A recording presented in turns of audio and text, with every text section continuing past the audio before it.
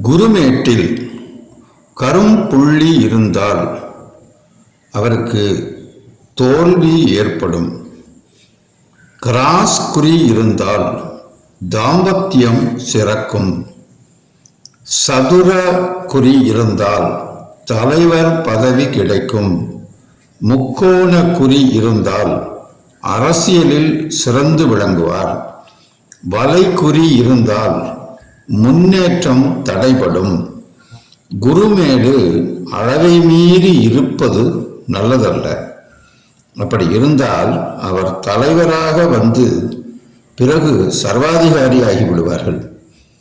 வீட்டில் உள்ளவர்களை அடிமை போல ஆட்டி படைப்பார்கள். செங்குத்தான ரேகை இருந்தால் வெற்றி கிட்டும். பல ரேகை இருந்தால் தோல்வியை காட்டும். இதுவே குருமேட்டின் பலன்களாகும்.